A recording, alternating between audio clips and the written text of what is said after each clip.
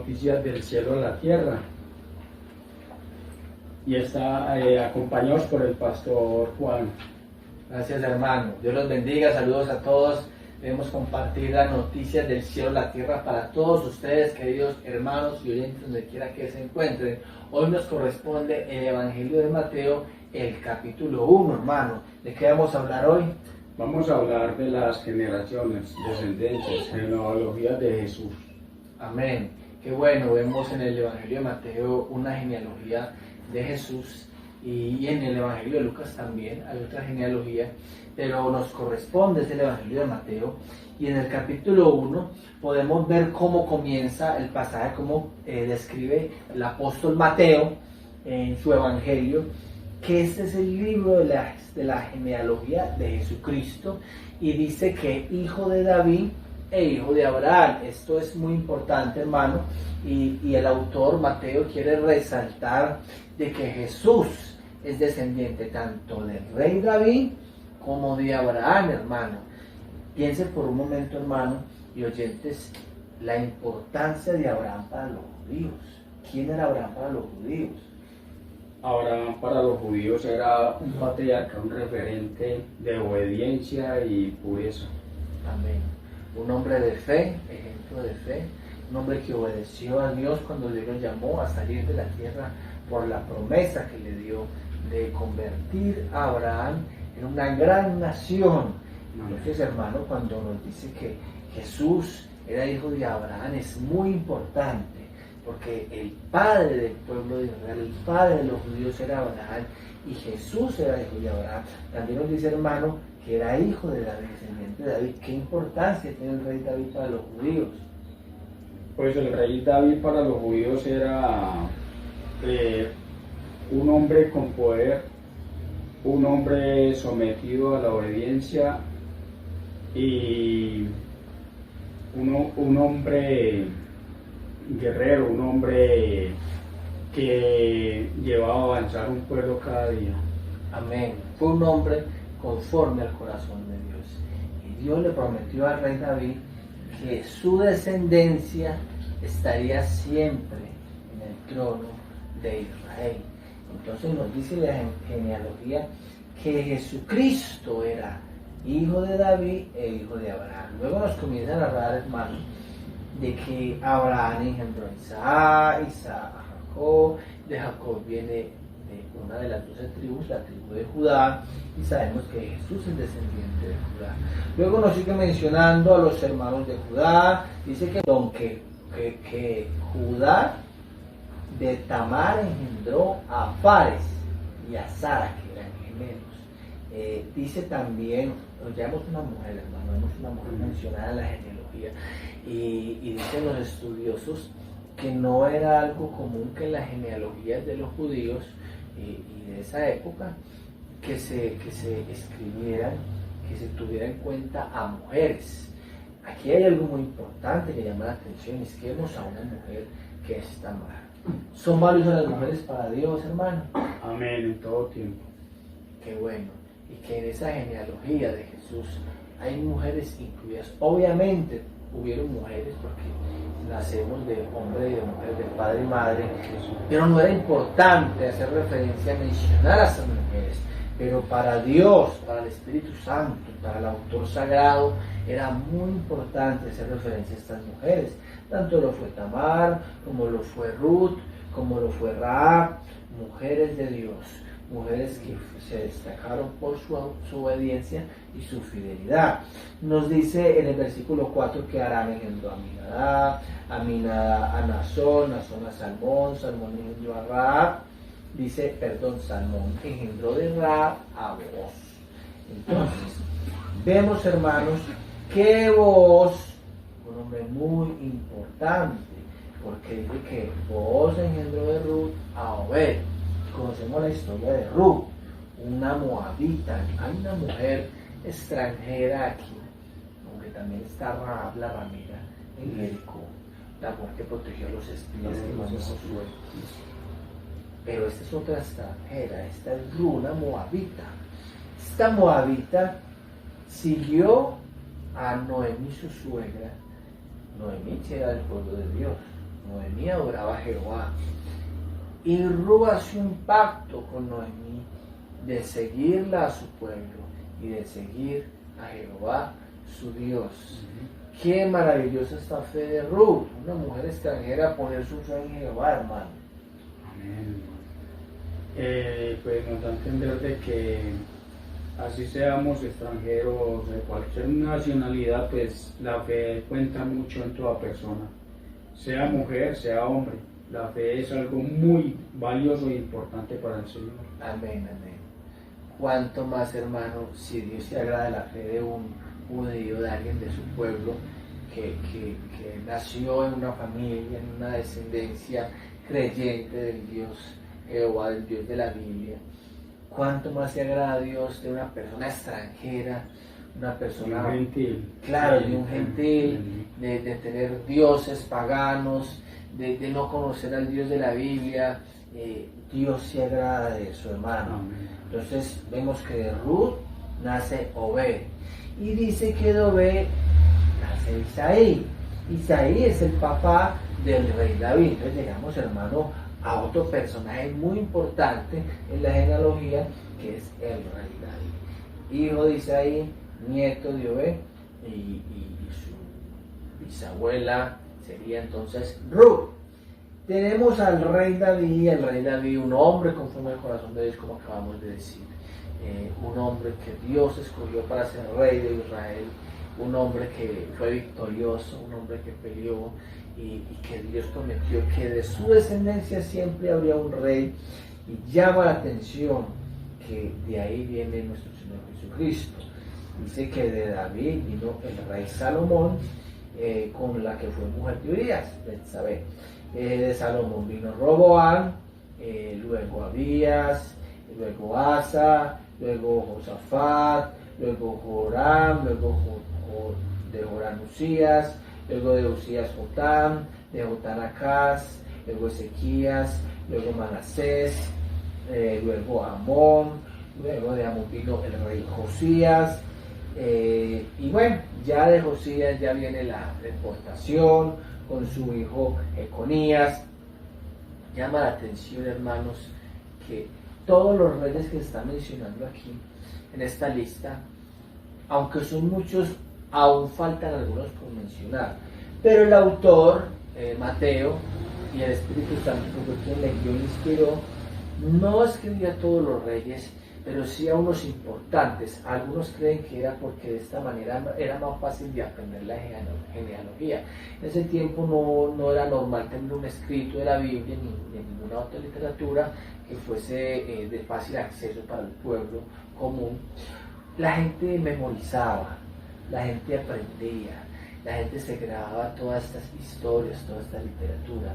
Entonces esta genealogía, aunque no tiene todos los reyes exactamente que existieron en Judá, sin embargo menciona unos reyes muy importantes, de manera que se puede identificar la genealogía de Jesús. Cuando Mateo escribe este libro, hermano, Mateo, como todo un judío que quería escribir su evangelio a judíos, Mateo quiere convencerles de que ese Jesús que había estado en medio de ellos era el Mesías. Eso era lo más importante. Ellos, como pueblo de Israel, como pueblo judío, esperaban a un rey descendiente de David. Y ese rey iba a librarles de sus enemigos.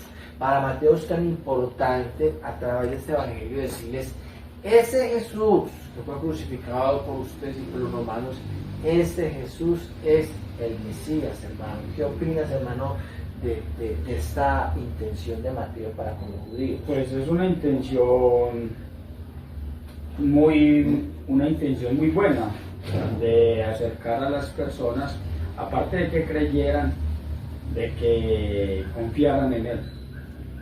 ¿Por qué? Como Mesías, ¿por qué? Porque sería el Salvador, sería el Redentor.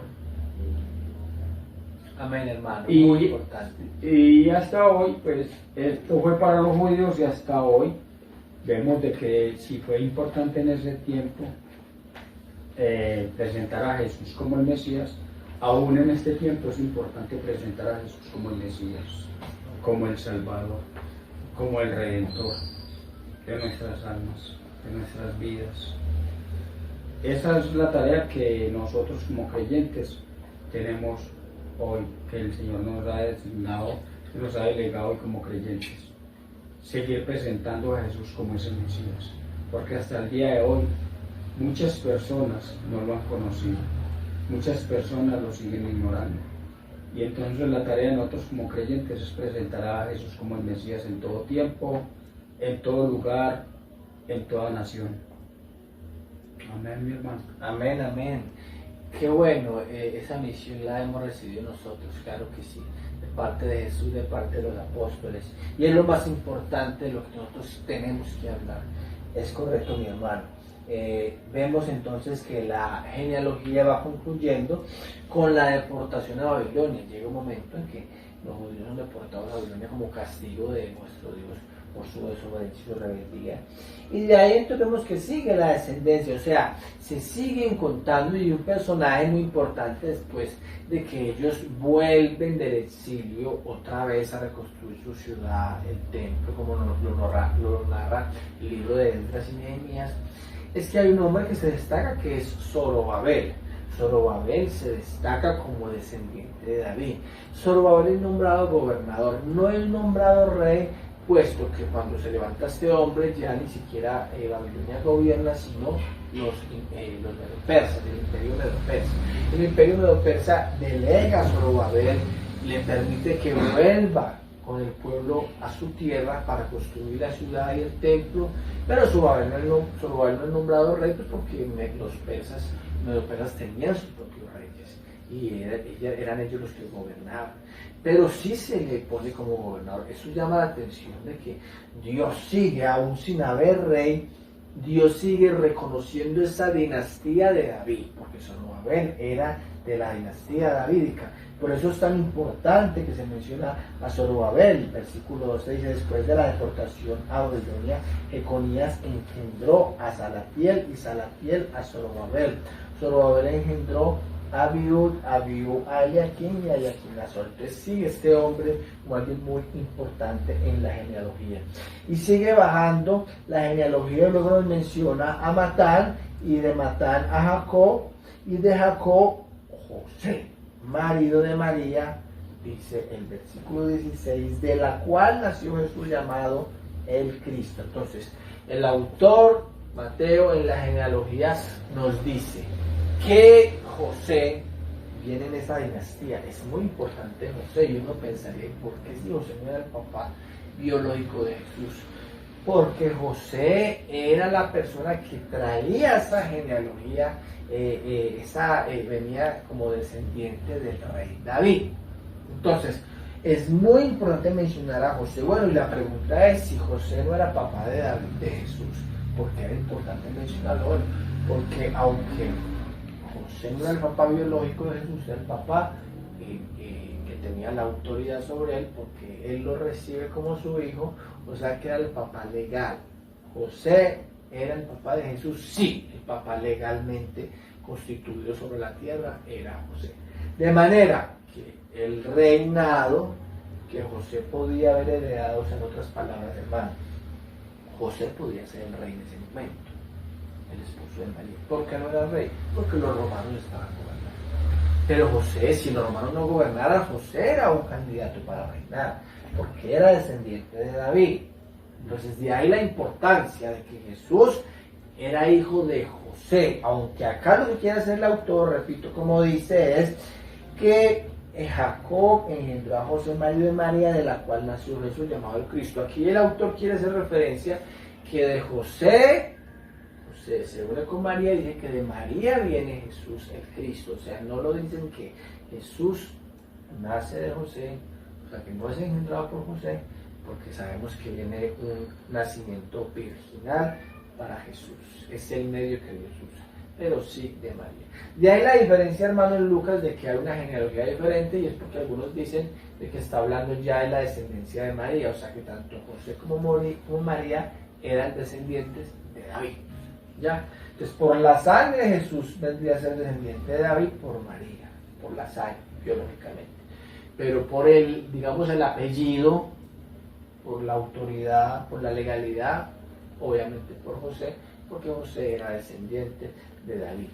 Cuando nosotros pasamos, hermano, al versículo 18, entonces encontramos ese nacimiento de Jesús, cómo se dio. Y dice que el nacimiento de Jesucristo en el versículo 18 fue así. Estaba José y María, dice que María estaba desposada con él. Antes de que se juntasen, o sea, que se consumara el matrimonio, se concluyera el matrimonio oficialmente, solo estaban desposados, o sea, comprometidos, se halló que María estaba embarazada, pero dice que del Espíritu Santo. José, su marido, como era un hombre justo, se quedó calladito. Él no quiso abrir la boca, porque si abría la boca iban a perder a María, porque María todavía no se había oficialmente casado con José. Entonces, si no es de José, con otro hombre tuvo intimidad y por eso está embarazada. Entonces, imagínense el riesgo de María. Y José, un hombre prudente, un hombre que la respetó. ¿Qué opinas, hermano, de José? Pues lo que hizo José lo deberíamos de tener todos los hombres hoy y siempre, ¿cierto? La prudencia. La prudencia destaca mucho la seriedad, la madurez de un hombre. Es verdad. Un hombre justo, dice la palabra, un hombre piadoso, un buen hombre. Se le aparece un ángel y le dice: José, hijo de David. Aquí hay mucha importancia en el título, hijo de David, porque el ángel está reconociendo la descendencia de José, de dónde viene José, y esa autoridad que, aunque José era un carpintero, sin embargo tenía sangre real. José tenía sangre real, y el ángel le dice: José, hijo de David, no temas en recibir a María tu mujer, o sea, cásate con María, o sea, consuma el matrimonio, concluye el matrimonio, no tengas temor, porque lo que está engendrado en ella es del Espíritu Santo, es una obra divina, es una obra sobrenatural, y ella dará a luz un hijo y llamará su nombre Jesús, porque él salvará a su pueblo de sus pecados. Llama la atención que el nombre Jesús significa salvación. Entonces, cuando le dice el ángel a José, el niño se llamará Jesús, porque él salvará a su pueblo de sus pecados, le está diciendo que ese nombre significa salvación. ¿Qué opinas, hermano, de esa buena noticia? Pues es una gran noticia, porque por medio de un ser humano, porque el Señor Jesucristo, siendo el mismo Dios, se hizo ser humano para traer una esperanza de vida a todos nosotros. Esa es la opinión que yo tengo en este momento. Amén. Es el Evangelio. Nosotros estamos leyendo el Evangelio es la encarnación del Hijo. Amén. Siendo Dios se hizo hombre, como dice Filipenses. Dios no tenía por qué hacerlo, pero Él decidió hacerlo. El autor Mateo menciona, amén, lo hizo por amor a todos nosotros. El autor Mateo menciona que Isaías habló, y dice que habló de ese Emmanuel que iba a venir a la tierra, que significa Dios con nosotros. Jesús sería el Emmanuel, versículo 23, y despertó José del sueño, y entonces fue y se casó y tomó a María, concluyó el matrimonio y honró a esta mujer, y por medio de esta familia humilde, sencilla, Dios trajo un Salvador. Entonces estamos agradecidos con Dios por este Evangelio, esta buena noticia. La genealogía, hermanos, es muy importante para ver que los judíos estaban esperando un Salvador. Y hoy en día mucha gente no lo espera, porque no está en ese contexto de los judíos, que se les hablaba, se les contaba, padres a hijos, de que vendría un Mesías, ¿cierto? Sino que la gente anda en una cantidad de ocupaciones y de cosas y de intereses que no tienen que ver nada con el Evangelio. Nosotros que conocemos el Evangelio tenemos que ir y decirles que hay un Salvador que ya vino, que ya necesitan, que de esta manera su vida no va a cambiar y sus almas van a perderse. Su vida va a estar siempre en la maldad, en la impiedad, en la ignorancia y tristemente en la perdición. Queremos orar, hermano, para que el Señor use este Evangelio encontramos en Mateo, y que así como Mateo puso ese empeño, ese amor, esa entrega por escribir este libro y dar a conocer a Jesús al Mesías, nosotros también lo hagamos, hermano. Amén, hermano. Es una tarea delegada de parte de Dios para nosotros como creyentes, seguir compartiendo el Evangelio. Amén. Vamos a orar. Amén. Señor y Padre amado, te damos gracias por tu amor, por tu bondad, por tu presencia, Señor. Damos gracias por tu palabra, porque necesitamos y anhelamos escuchar tu voz, y tu voz viene a través de la palabra, Señor. Permite que escuchemos tu voz y nos apropiemos de tu voz, de tu palabra, nos apropiemos y la vivamos, Señor. Señor, permite que como creyentes, como siervos nacidos de nuevo, podamos compartir tu palabra a cada persona que está desesperanzada, a cada persona que necesita una voz de aliento, un mensaje de esperanza, Señor, un mensaje de amor y un mensaje de restauración. Señor, te damos honra y gloria en el nombre de Cristo Jesús. Amén. Amén. Dios los bendiga. Bien.